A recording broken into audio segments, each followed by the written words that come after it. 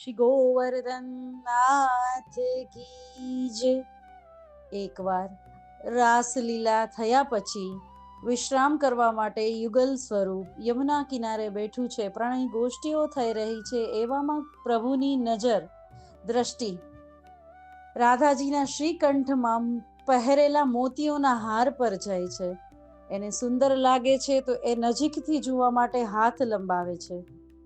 ત્યારે રાધાજી કહી દે છે કે પ્રભુ, આ કોઈ સસ્તો હાર નથી, આ તો બહુ મૂલ્યવાન હાર છે.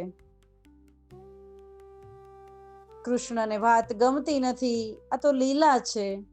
નારાજ થઈને જતા રહે છે. રાધાજીને થાય છે કે હા, મજાક મસ્તી કરવામાં વધારે થઈ ગયું, કાલે આવશે રાસલીલામાં તો માફી માંગી લઈશ. પ્રભુ ઘણા બધા દિવસો સુધી નથી આવતા, નારાજ થઈને બેઠા છે.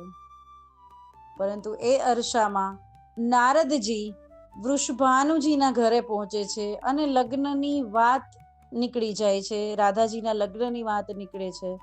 ત્યારે વૃષભાનુજી કહે છે કે કોઈ સારો છોકરો તો હોય. તો નારદજી કહે છે, અરે બગલ મેં છોરા, ગાંવ મેં ઢીંઢોરા. તો કે કોણ? કે આપણો શ્યામ, કૃષ્ણ, નંદરાયજીનો, આપના દોસ્તારનો જ દીકરો. કે ઠીક છે, પત્ર લખે છે. પણ હવે વૃષભાનુજી ખાલી હાથે તો પત્ર નહીં મોકલે, એટલા માટે 51 છાબ તૈયાર કરે છે.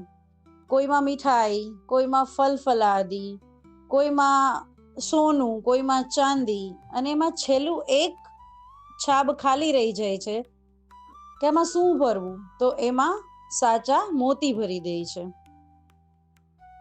અને પત્ર અને છાબ નંદરાયજીને ત્યાં પહોંચાડે છે.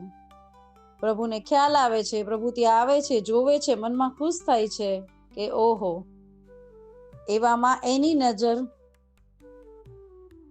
પેલા મોતીના છાબ પર પડે છે અને પેલી વાત એને યાદ આવી જાય છે. તો એમાંથી મોતીનો એક મુઠ્ઠી ભરી પ્રભુ જતા રહી છે ત્યાંથી.